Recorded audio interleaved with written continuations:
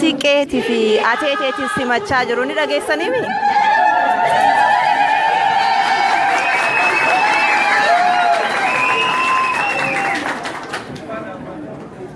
Dubartoota Siqee maal jennee simannaani maal jennee galatooma jenna.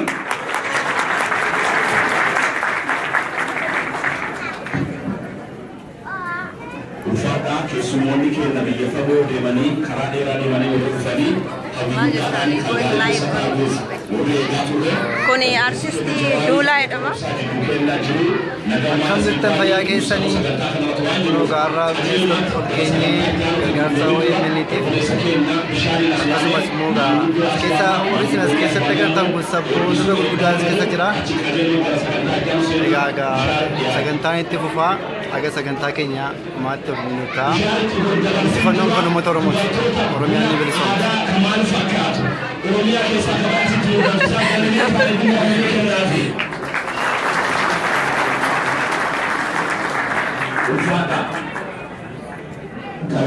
Romsa, you want to say something? Hi. Kunimmo gurbaa kiyya Romsa Yusuf jedhama. Qabeemmenni irraa hirmaatti dhufe. Say something. I'm really glad to be here. This awesome event, and I can't wait to hear what Johar has to say. Dr. Johar. So you are live on Facebook live stream. Wow. That's about it.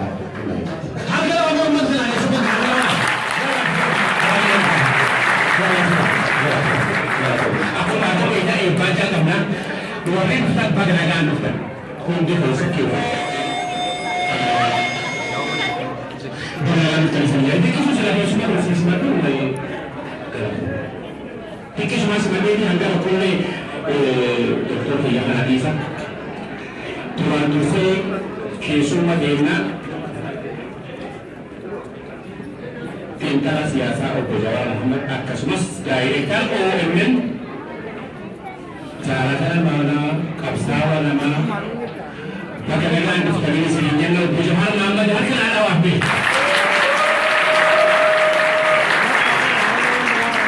Nuti koos naamuu saamee bakka yeroo biyya keessa dhageeffamne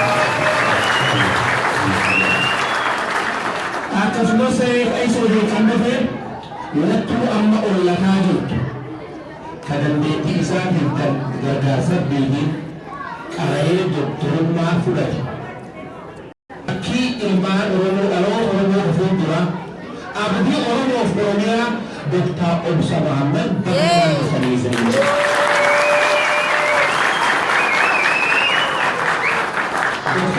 Doktor Adam, harki sun anaafu jawwe, anaafu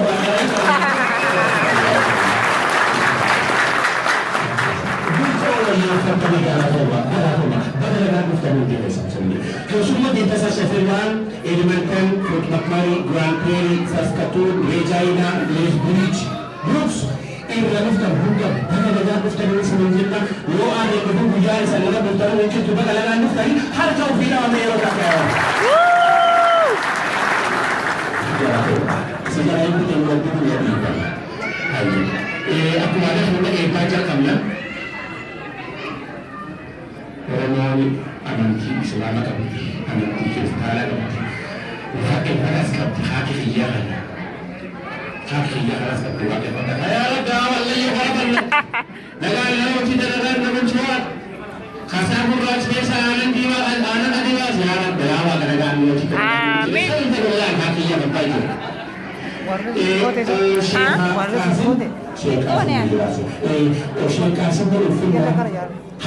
My connection is so weak.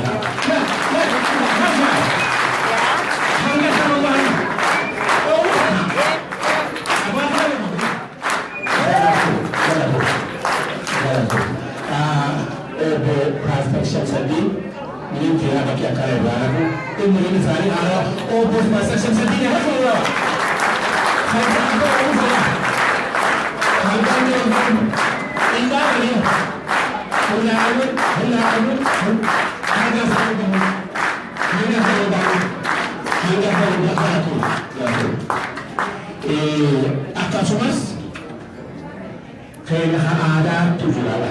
Islam merupakan asal sobamannya. Kita ada.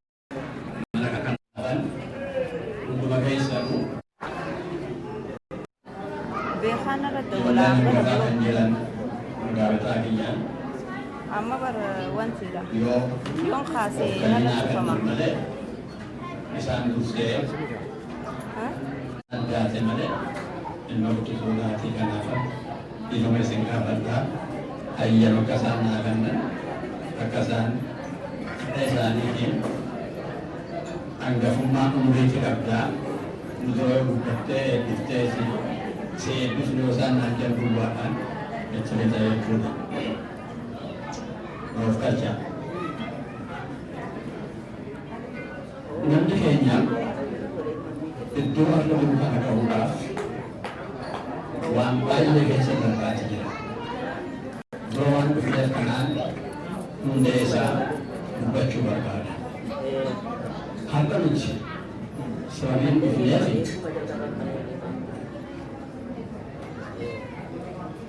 Amanti. Lembus ulafin. Amantin abadabdi, amantin ulfilagabdi, amantin bakadabdi, amantin waraduka deemanulat wali wajin baredan. Amantin ajibtin fitar. Nuri gosa Oromoo shanyii abaluu yookaan diida abaluu keessaa warra dhufan leellisuu fi miti. diiga Oromiyaa hunda hammattee kan jirtu Oromiyaa har'a kan walitti nu fide Oromummaa keenya malee godina keessaa dhufnallee miti tokkummaa maqaa Oromootu walitti nu fide sanuu rakkoo jabduu keessa Oromoon namni natti bilbilee narratti mummuraa jira. Maaliif na bilbiltanii ogguu asirratti na argitan? Ni cita. Please don't call me. Handaqa boollaan keessatti kufe kana keessa agaraana baafadhaa jette harmeen. Kanaaf waamicha biyya teenyaa dhageenye Oromiyaadhaa sirbuudhaaf har'a wal geenye. Bisa oofee asiin gahaa jiru kuni obboleessa keenya ana galma kiyyatti ilaala.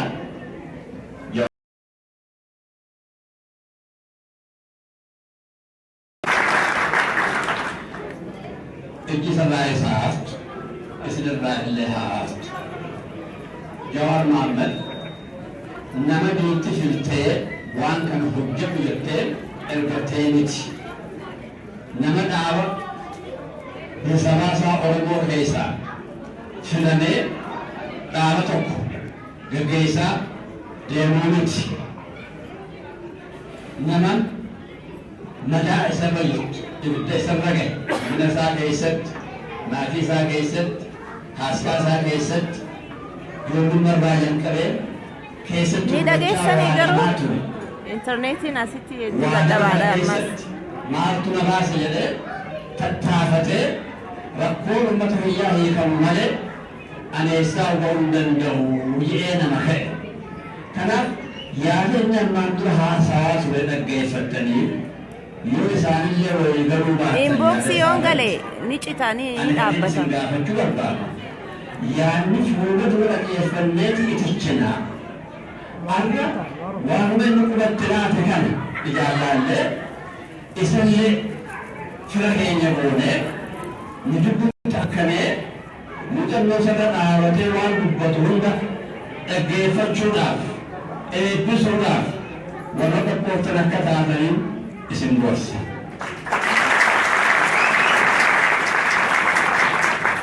Jawaar ati ilma keenya hamilee keetiin kaatee bakka irraa kaatee bakka geesse. Sihi bagi keetu beeka.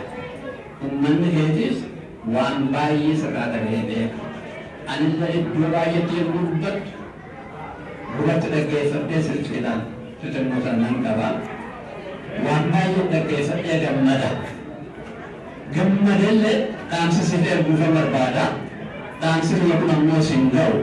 Mana dhufattee dheessamu. Maaliif dhaamsa erguu siifee namaa hin deemne ani hin beekne ana qofa immoo isin hundumtuu akkuma kana dhageessan.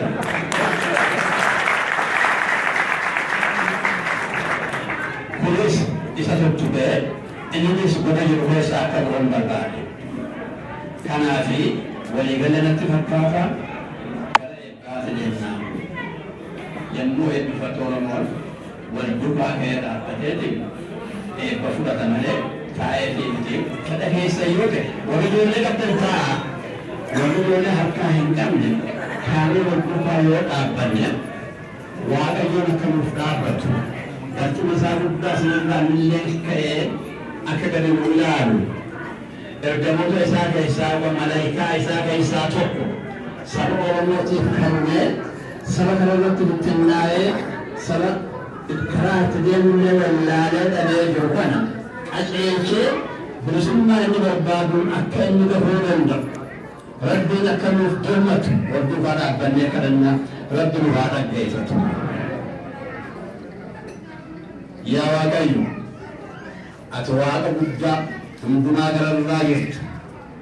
Arshii teetirraa wagga fakkamee gadi nu laale. Rakkoo qabnaa rakkoo keessa jirru kana cabsinee keessaa bahuu akka dandeenyu nu gargaari. Yaa Rabbi, waan ati jettanillee sabiraata inni takkallee nu hin taatu.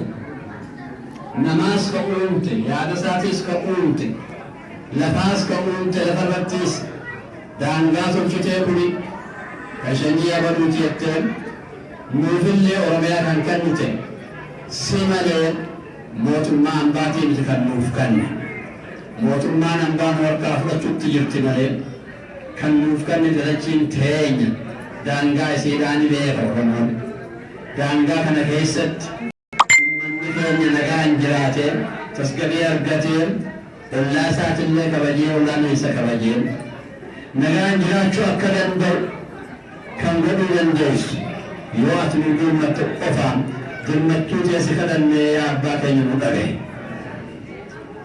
Guyyaan har'aa kun guyyaa araaraa, guyyaan har'aa kun guyyaa hubannaadha, guyyaan har'aa kun guyyaa ifitti deebinee sani maaliin gudhuun narra ture abaluufaan waan godhan kana ilaaleetan isaan duukaa deema yaada yoo dhiifnee anis bakkaan jiru hammaan danda'u ka'ee bilisummaa saba biyyaa kanaaf akkaan dhaabbatu hundi keenyaa of kakaasuu akka dandeenyu ofirratti hojjechuu akka dandeenyu yaada jallaarraa torbanee deebi'uu akka dandeenyu yaa rabbatu nu gargaaru. Walgahii keenya kana nuuf eebbisi xiqqaa fi guddaa eebbisi guddaa nu keessa bulchi xiqqaaf nuuf guddisi shamarraniis iddoo isaaniitiin gad dargaggeessaaf iddoo isaaniitiin gad cinaacha dhiiraa cinaacha dubartii haa ga'an xixiqqoonis haa gurguddatan ka guddatees xixiqqaa haa guddisu xixiqqoonis guddaa akka bulchan akka qooraniis isaanis akka beekan godhi kan hundumaa si gaafanna maqaa kee jabaadhaan hunda gara irraa ta'e kanaaf aamiin jenna bakka takkaa aamiin.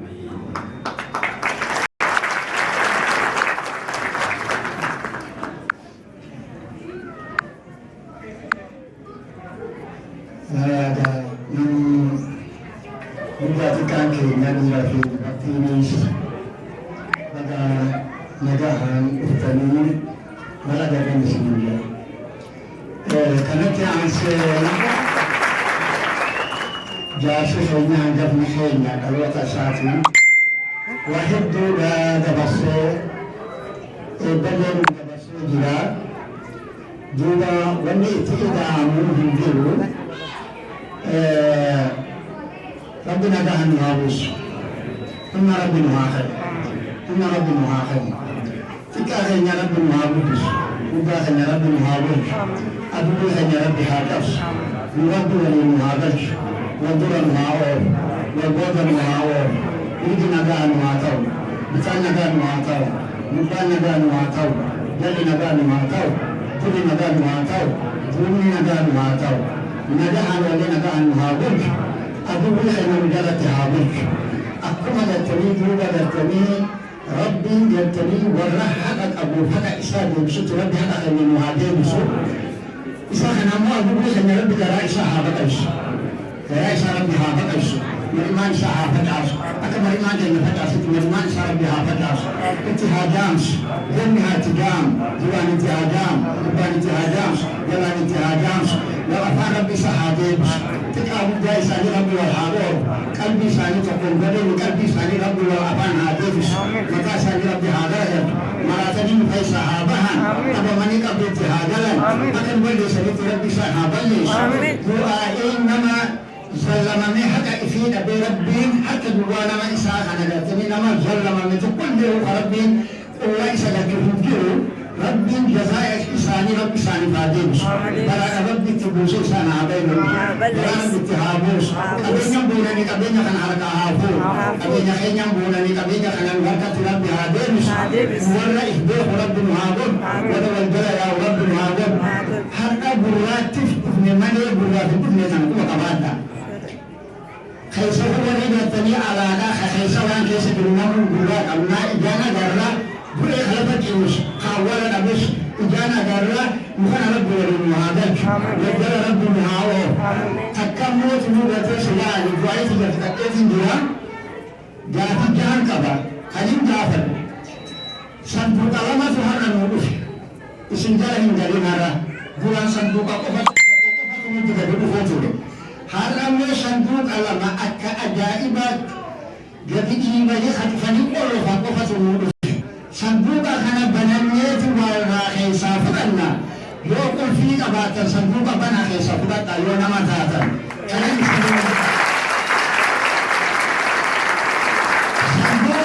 har'a qulfii yaabtuudhaan hin banamu qulfii jajjabaa qabaatu qabdan qulfii keessan afaan keessa jedhu yoo afaan keessan irraa agabdan waan hin ani isin godhu qabu ani immoo qulfii jahaa fi qopheeffateetu jira sayyoon adeemsisuu dadhaba isaantu bira nagaatti jettanii rabbiin nagaan nu haa buusu salaaman jettanii duuba biyya keenyatti rabbi nu haa galchu abbaa biyyaa rabbi nu haa godhu waan takka abdii hin kutatin addachii hin fuudhamtu namumatti waa fuudhama malee aduun biyya dhufaa gada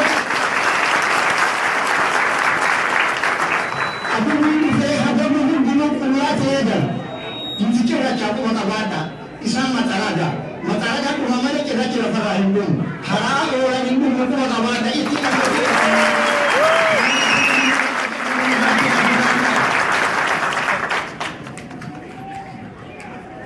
Betul wani dibacu jadi saya ujar seni dan kafiku dan juru berkasaniu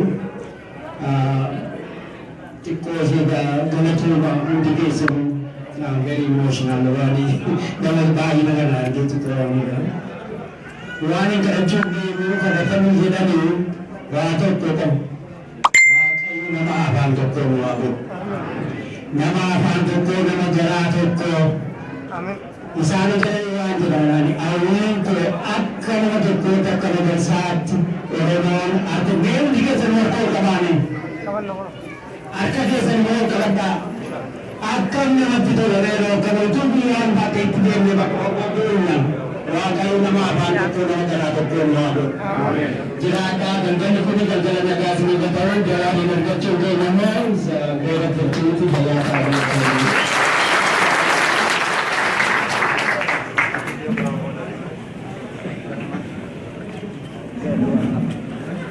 Amin amin. Abang dia punya tu amin dia. Aku amin dia. Ini orang-orang yang sedang berusaha bahagia amin dia. Amin. Aku amin dia. Amin. Kalau kamu bayar, kalau kamu mampu tu bayar, saya kasih. Orang berbagai sahabat, orang berbahasa sensitif, hak kena ada orang yang Kemudian misalnya orang jenab, dia cuma tak bisa orang bercium. Amin dia. Apa bahasa amin dia? Saya lagi. Ya kan saya tu jadi sebenarnya anak berlain bahawa pun ambil kepada bulan itu walaupun tak naik kepada dua kasihnya di dalam bulan aja.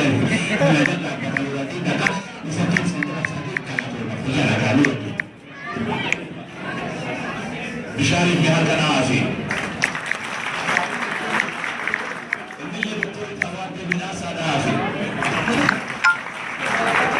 Kalau cuma kesemua tak terjadi sima cuma banda karafa do amri den kan ufta fortimat manra yetmijra grand prairie saskatchewan akas masmu biyo tagara british columbia ra wori ufta karafa do den kan wori ufta eda gargal asgal tani asit hotel ka batali wori ufta inni kun imma barbachi sara inni kun imma mari barbachu ina targamu kaba yormatu yoro igat nama argam sisu yormatu den kamsi sejetani namoni gati gudda baftani biya fagora mati ke sarkabatani wori ustani ulfada galatoma me asit targamu ke sari bamalle irra devi atme hankar kuta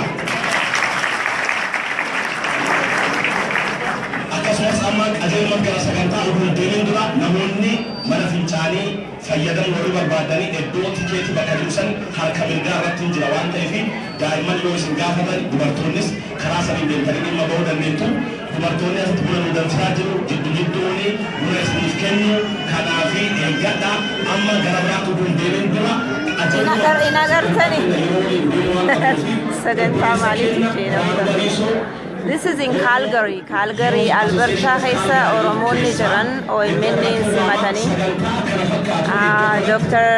Oqaa Jawar Mohammed akkasumas fundraising OMN'if godhuu fi haala yeroo laalchisee marii garaagaraa godhuuf Oromoon yoo xiqqaate biyya torbarraa walitti dhuftee jirti magaalaa naannoo sana jirtu.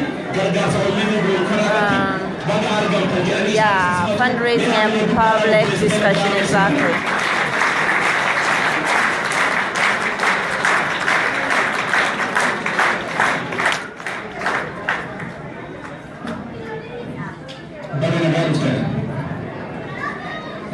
dura dursee mee gara yaada kiyyaatti hin deemne hundi keenyaa mee kaanee haa dhaabbannu yoo ta'u.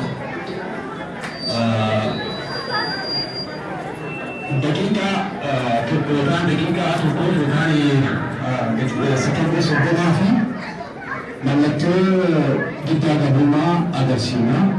Mee mallattoo giddaa gabummaa hundi keessanuu agarsiisa daqiiqaa tokkoof.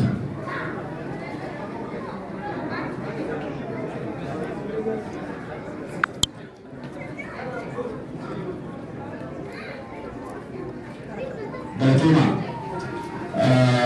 Oromoon waa hedduu keessa jira. Rakkoo hedduu keessa jira. Rakkoo hedduu harkaan qaba. Kaa yoo tokko ifa. Rakkoo Oromoo harkaa qabdu himamee dubbatamee hin dhumatu. Sagantaa argitan kanaa ka qopheessee waldaa dargaggoota Oromoo magaalaa Kalgaariiti. Sagantaan kun waanama of keessaa qabdi.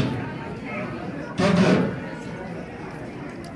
Kaameraan qabu barnoota telefoona bilbilaanii akkam goona gaa. Miidiyaan kun kan uummata Oromooti.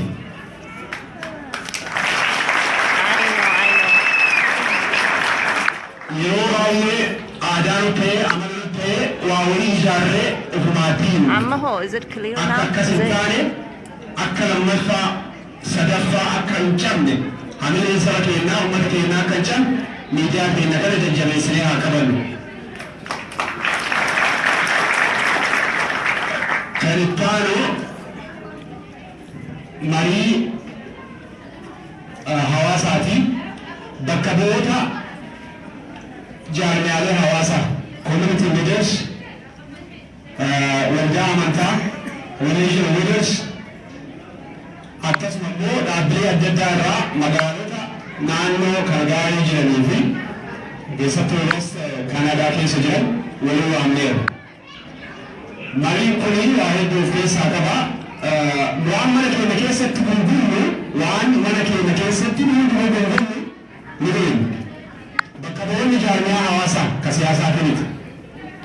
Bakka kanatti gaafii waldaan dargaggoota Oromoo akka irratti baratan qopheesse. Kan joornaalistii OMN ittiin geggeeffamu irratti marii kana ta'ettanii uummanni Oromoo akka dhageettan. Wanti kun waan hundi mana keenya dubbataa jiru waan ta'eef jechuudha. Kanaa eega jedhee maayii yeroo dheeraa hin fudhadhu komitiin Oromoo amma filamte jechuudha magaalaa Kalgaarii Edmonton waliin ta'uudhaan marii hawaasa akka Kanaadaatti akka qopheessitan abdii qaba gara fuulduraa kanan gootan jedhee amana. Mee maalaan sagalee hin agarsiisa. Mariin ni barbaachisa. Oromoon koma komaa fiiguu jira. Jaarmiyaan 550 jira. Diinagdee akka gosaatti akka beekatti guurama. Mallaqni hawaasa irraa. Caasaan tokko hin jiru. Chanaaliin tokko ni barbaachisa. Kanaaf waan mana keessatti ture fi dubbannu asitti dhufee jaarmiyaa kana hawaasa kana namni inni fidee waldaan komitii Oromoo Albertaa ka Kanaadaa walii galaa hin qopheessitan jennee abdii jiru. Kana yoo jedhee maayii namootaan waamicha keenya kabajatanii hawaasa Oromoo baddaa magaalaa Kalgaarii waamicha keenya kabajatanii gara akkasuma immoo hawaasa Oromoo fi bakka bu'oota komitii Oromoo magaalaa Edmonton Grand Prix Brooks Saskatoon irraa kaatanii bakka kanatti marii hawaasaa kana irratti hirmaachuu dhuftan hedduu galatee maal isiniin jennu. Ani kenna yoo ta'u. Kanaafuu yaadni gabaabaa kanaa galatoomaa ulfaadhaa.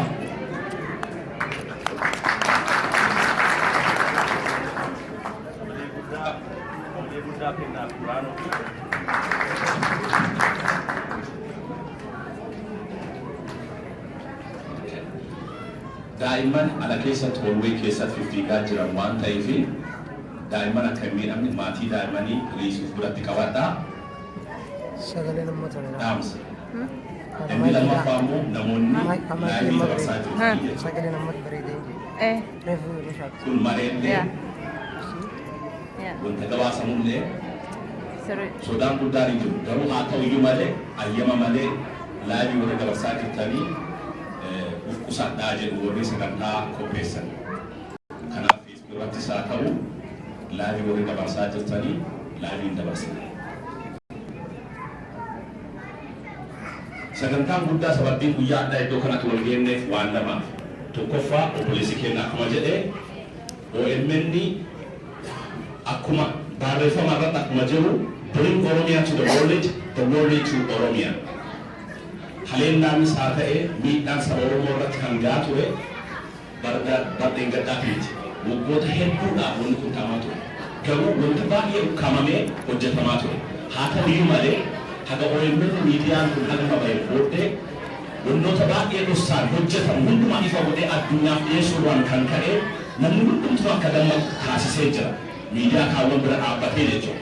So kanaafi tokkoffaa miidiyaa kana isa public isa kan uummataa kan ta'e qabeenya keenya isa ta'e kana bira dhaabbannee fuuldura akka deemu hojii amma hojjetaa jiru kanuma caalaa cimsee akka hojjechuu danda'u irratti gargaarsa godhu tumsa godhu mee kanaaf harka guddaa.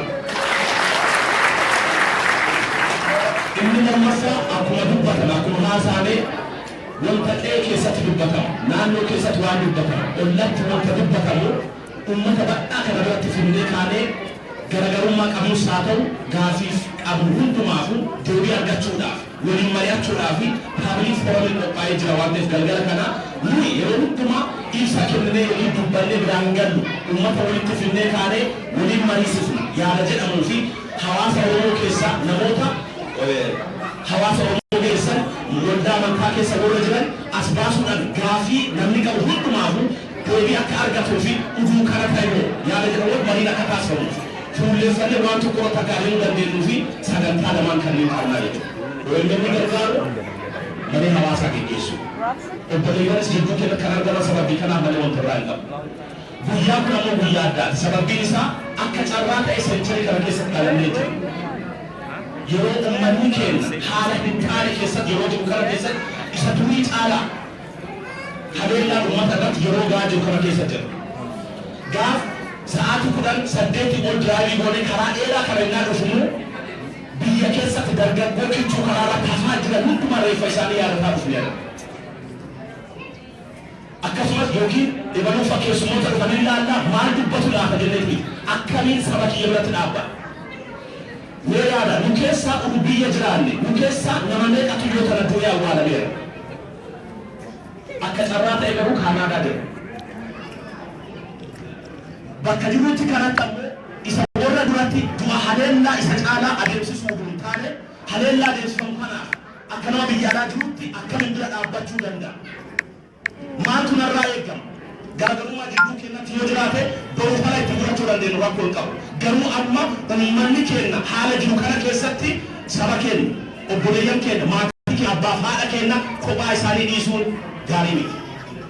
Rabbiin gaaf nama uumu namni hundumtuu birmadummaadhaan nagaan akka jiraatuuf uume. Uf danda'ee uf jiraachisuu akka danda'u. Eenyuunillee eenyuuf garba akka ta'uuf miti.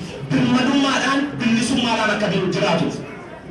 Yeroo kana keessatti namni Oromoo biyya biraa keessa seenee ka'ee uummata irratti rakkina akka geessisaa jiru beeka hin jiru. Garuu qe'ee keetitti, qe'ee kiyyatti, naannoo keenyatti haleellaan qabeessumaa jira. Inni as dhufnu biyya Ameerikaa keessa irraa, Noorz Ameerikaa keessa irraa hojiin hojjetama. Sa'aatii 8 oduu hojjenne horii guddaa hojjechuu hin dandeenye. Garuu qaamaan bira argamee uummata kiyya biratti yoo dhaabbachuu yoo dadhabe yaadaanis haa ta'u gargaarsa waliinis haa ta'u malee godhamu keessatti waan irraa eegamu gochuudhaani jaarraa kana keessatti jira waan ta'eef seenaan karaa xuriitiin akka narratti akka laaqamee akka hin darbine ani seenaa keessa wanta gaarii nama hojjetu ta'ee darbuu barbaada. Tokko rabbiin kadhachuu lammaffaa immoo akka namaatitti humaanitiif waan barbaachisaa ta'e godhu. Kanaaf iddoo kana jira. Warri kanaan walii gallu mee harka walii rukunnee mee kanaan walii gallu. Kana waan ta'eef obboleessi keenya Wurshet OMN local chapter Calgary inni ta'e pirezidaantii asiitii OMN kan akkami bira dhaabbachuu dandeenya. OMN kun maaliif barbaachisa? Maaliif sagantaa kana akkana godhuu barbaachisa? Isa jedhu irratti gabaabamatti bakka bu'aa Kaalgaarii isa waan ta'e waan jiruuf isa simannee inni haasaa godheen booddee qajeelumatti obboleessi kennamu Dr. Obsaasitti waama achi sagantaa sagantaa kenna obboleessi kennamu bishatti illee hamilee guddaadhaan simadha.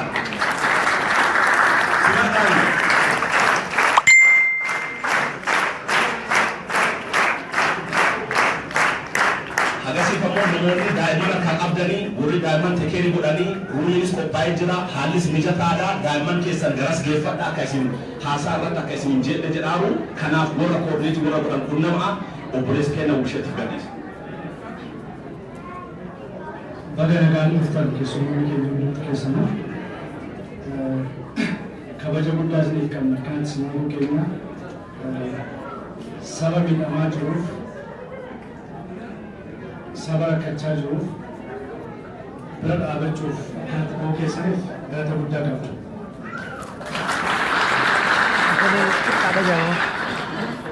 Egaa akka lookaa chaartarii kan achirraa ol qabu. waa'ee OMN isatti barbaachisaa akka fakkaatu. Organizationii Oromoo qabu guddaan OMN kaabaa kibbaa baay'ee kan walitti fidee Oromoo tokkoomsee deemaa jiru miidiyaa kana. Kanaaf miidiyaa kana hundumti keenya gargaarra hundumti keessanis gargaaruu qabna. Jecha tokko yoo ta'u dubbisii ittiin guddisu jecha tokko waan inni tokko yoo ta'u dhaga'een seettima booddee fi sa'a otoo waliin deemanuu booddee gaafisii qabaa yaasaa manaa ittiin maal qabdaa jennaan namni hundumtu si jaalataa maaliif si jaalataa jetteen nama foon koo nyaatu karaa kaanii maqaa baay'ee itti baasaniit foon koo nyaatu jetteen booyyeen siis akka inni si jaalatu maaliif si jaalatu jennaan saanii yaaddee lubbuu itoo jiru waan kennuuf ni jaalatu jetteen Oromoon amma lubbuu sana kennaa jiru diina fuuldura yeroo dhaabbatu lubbuu isaa kenneera. Otoo lubbuu jiru murteeffatee diina fuuldura dhaabbachaa jira jechuudha. Nutis immoo qabeenya qabnu otoo lubbuu jiru Oromoo gargaaru. Isaan kanaaf jala aannan sana qabbaneessu aannan gaarii kennitii kanaaf isaanii otoo lubbuu jiru kenneet. Kanaaf warra waan qabdanii lubbuu otoo jirtan waan nuuf kenna galatoomaa.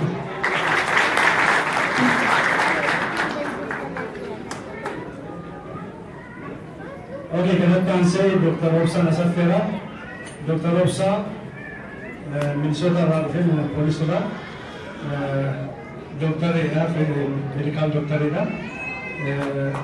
Program Timur, Community Oromo, Minneapolis, Community Cimada, itu Oromo Ralph, welcome Jenna.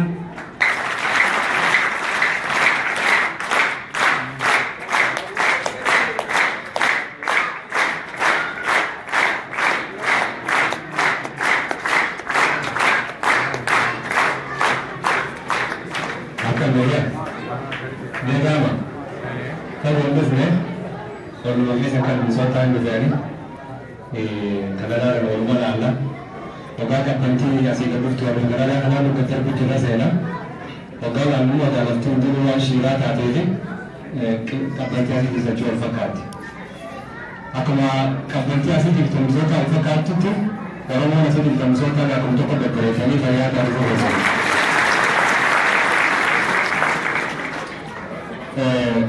Gaalamaan irratti xiyyeeffachuu barbaada. Yeroo amma jiru kana keessatti namni keenya gootummaa isaaniitiin waan ofirratti abbaa ta'uudhaaf carraaqqii isaan godhan keessatti miidhamuu jira, dhumuu jira.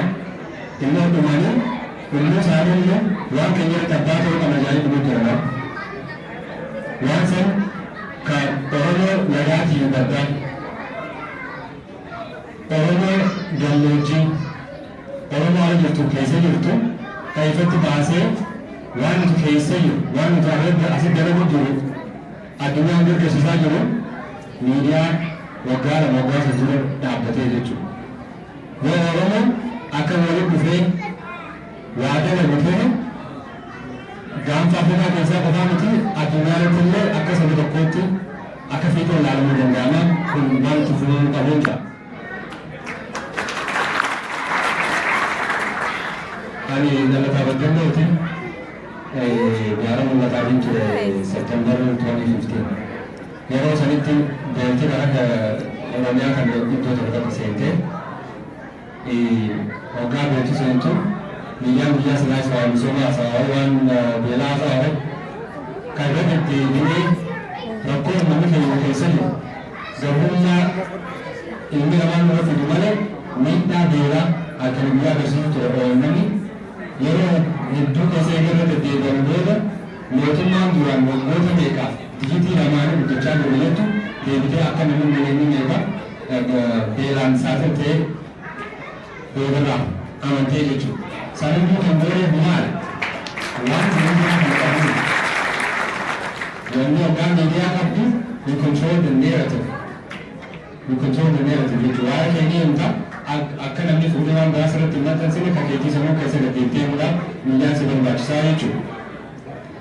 Amma hoggaan biyya asitti deemnu akkuma beektanitti fincilli biyya keessaa Noovembar keessa eegalee April keessatti Oromoon naannoo Noorz Ameerikaadhaa walitti qabamtee biyyattii keessa jiru biyya Ameerikaadhaa hangafa addunyaa taatee afaan tokkoon dimokiraasii dubbachaa uummata biyya keenya keessatti mootummaa maayinooritii uummata keenya fixaa jirtu ka'amata agadaa itti qallabanii miliyoona meeqaanii kan namichitti nurratti aangeessan isaan ta'uu agarsiisuudhaan dura dippiloomaasiitiif Washingtonitti dabalamee ture Oromoon bukkee dhufe.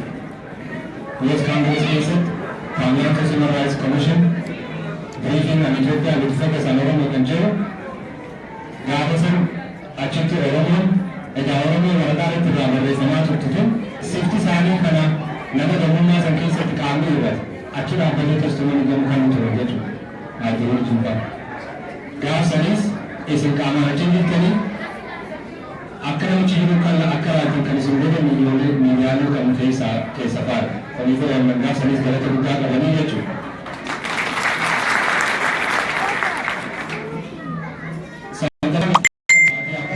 September keessa achi deemne akkuma interneti fayyisaa lalisaa August 25 waggaa fiigu rakkoota inni rakkoo amata agadaa nuti irraa barreessaa ture yeroo gabaabaa keessatti hiriira wantoota irratti akka kana jechuudhaan waan keenya addunyaa irra baase.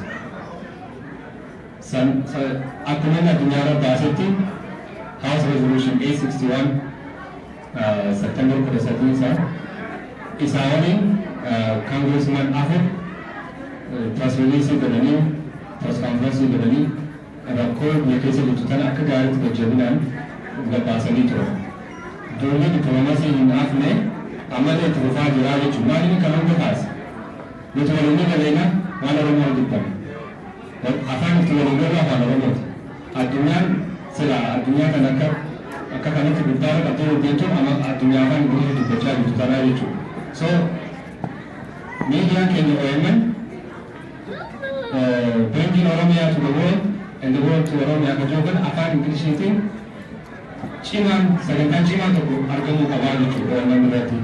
Maaliif neeratiivii kan biyya keessaa kan lafa jiru kan addunyaan irra barreessisan afaan keenya nama ijoollee ijaarsa qaaliif jirra ijoolleetu miidiyaa kana kalaawanii akka waan san qopheessaniif dhugaanii harka qofaan kan miti dandeettii keessaniinis ta'uu qabaa kan jiru isin dhaabbataa jechuudha.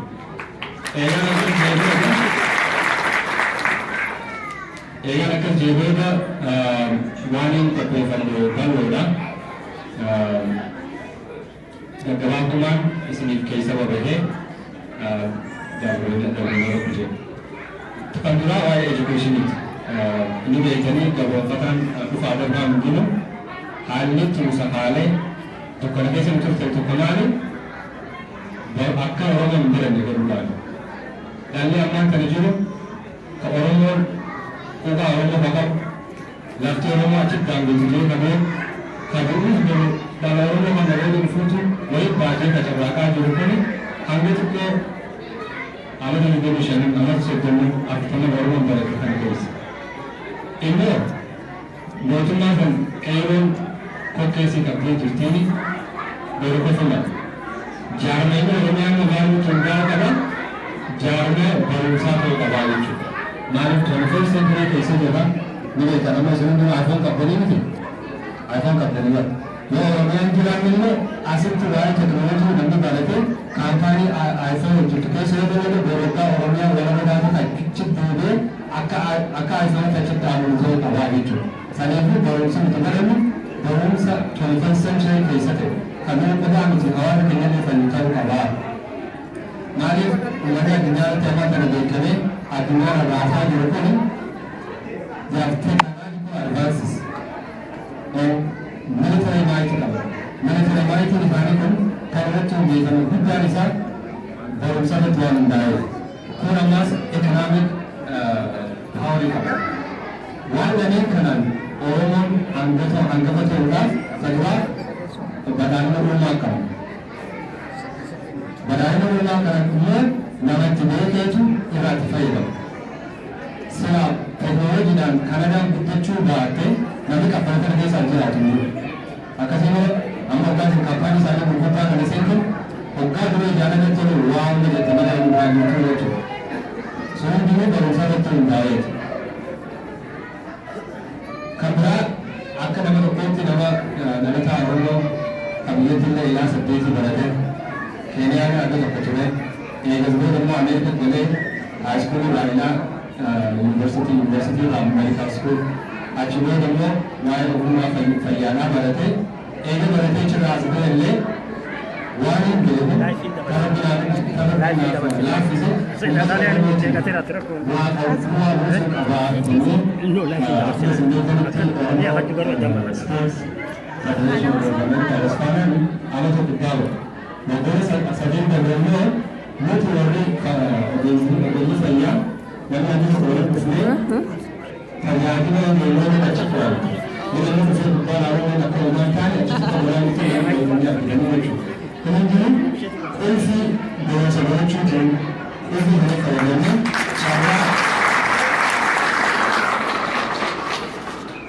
qulfii barumsaa qulfii lammadana soolaa san dandeet akka hawaasa keenya fayyadaman godhaa jirraa jechuudha. Kanatti aansuudhaan abbunaa ammas mana barumsaa kana keessa hoggaa deemtu mootummaa argachaa dhuftuu jiru. Haayiskuul keessatti waliin hojjechaa ture afaan biyya kana dafnee barannee waliin jiru akka biyyaa barreessu waan Oromoo ta'e hoggaa yuunivarsiitii waliinimmoo waan Oromoo sanuu kan biyyaa kan osoo ta'in biyyaan Oromoo sanuu as baate Oromoon tun siftii isii kana dhageenyee nuti arginu biyyaa lama meeqa dhufna goote. Sababni gaafa jiru tokko Oromoo gaafa dur barate lakki seenaan Oromoo kan Amaaraa dhuftu nurraa barreessu kan qofaa miti kan nuti qabnu tana jedhaan barreessisan eega barannee waan Oromoo ziqqi jennee sirraa dubbachuu eegallee jechuudha. Sababni gaafa wali nama barumsa qabu saniitu godhee maallaqatti ilaalu bara 2006 dhufne namni guyyaa Singapore dhufee achitti baratee yeroo Ameerikaa Yuunivarsiitii Istaanford dhufe.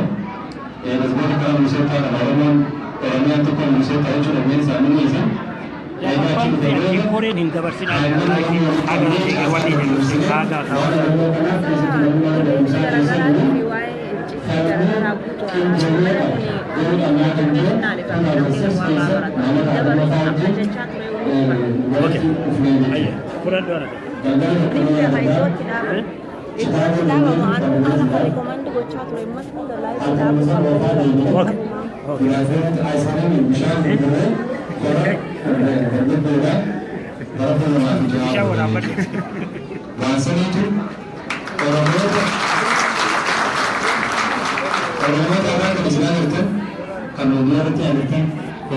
Ya, kana miti kun amma Dr. Robson waa'ee publicly namni warraa baraturraa haasawaa jira. yeroo bakka iccitii ga'amuutu jira sani nama hundaa jechaa jira laayivii akkan dabarree iddoo marattuu jechuu walga'iin Oromoodha diinni achi keessatti akka argee waan garagaraatiif waan namni osoo yaannee je'u faatu jira waan nuti qoftiin beeynuutu jira Oromoon qoftiin jechuu haala saniif akkan dabarre warri jechaa ture jalqabahu nutuma ture saniifuu waan immoo educational ta'e waan namni hundi barachuu qabu waan hawaasni barachuu qabu waan akka amma Dr. Obsaan jechaa jiru kun uumaan qabu kanarra walii gallee jira booda obbo Jawaar haasoo waan gariitiif garuu dhiifama nu godhaa ni cufna waraabneeti edit goonee waan namuu dhagoo qabu yoo ta'e immoo gadhiifnaa jechuudha galatuma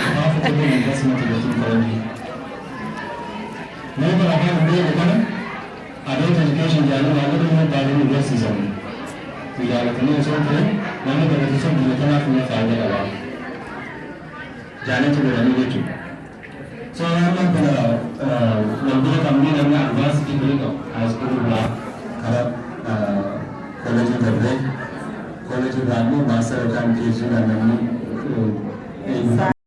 karaa tokkoon addunyaan guddamee leenca waraanuu sosootiin akkasii ta'ee karaa sammaa dhufne karaa tokkoon humna maallaqaatiin argataa jechuudha advance degree argamu.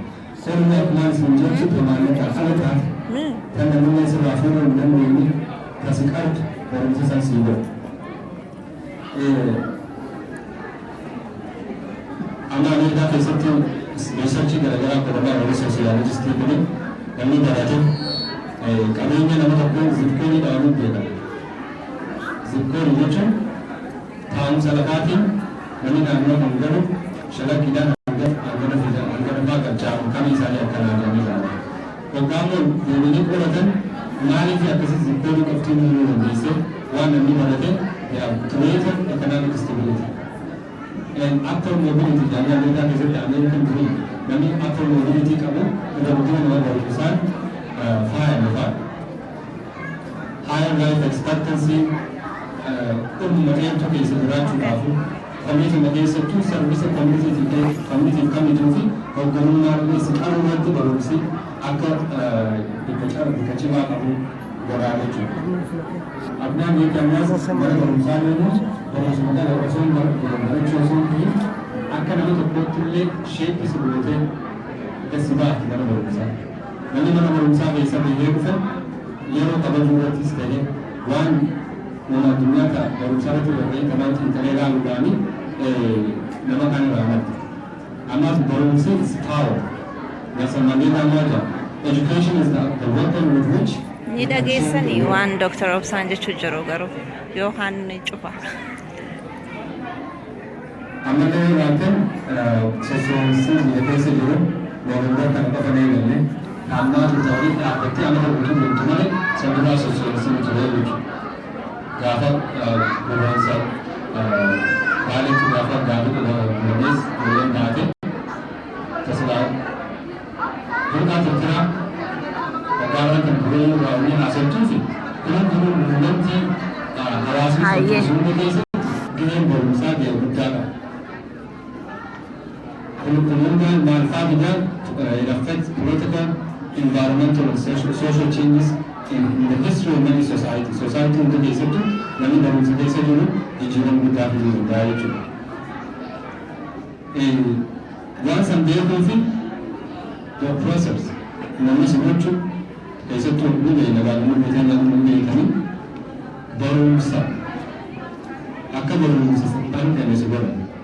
Kurumunan beza yitani wada aran kan matan sebab date akan nama agar dia date berarti nani nani berusaha seluruh makasa di jiran cufat tak karo nama bukan nama itu nani nama nanti kita jadi ni sensus itu lagi sangat tu mari berdua putra bani berarti kerana itu batin terluka kata bagus semua berbuat terkait jahit.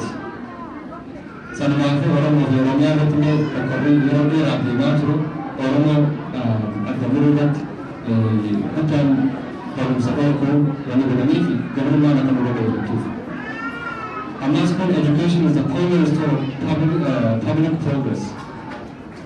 warri qabaman civilized warri jaalan kuni civilization isaanii akkanatti hin taane mucaa qafaa tokko hundee gocha jirramaa malee warri addabaan jiraa jechuudha. Sun immoo jijjiiramuu qaba. Biyyoota irra guddina ga'umsi dhufa soosaayitii tokko ta'ee waan baranaa itti fayyadaman amata dhufu ni jijjiiramaa jechuudha. Sun hundinuu shows progress. Mutama karaa keenya laggeen hin jiru. Osoo laggeen jiru yoommaan kana yoomni barana ta'e namni beekaaf saaxilamaa jechuudha. Yoo barumsi gahaan keessatti waan ati qabdu irratti kan hundaa'u kan jijjiiruu uummata sanii jijjiiruu irratti kan hundaa'u yoo jiraate soosaayitii sana jijjiiruu irratti it's a cornerstone.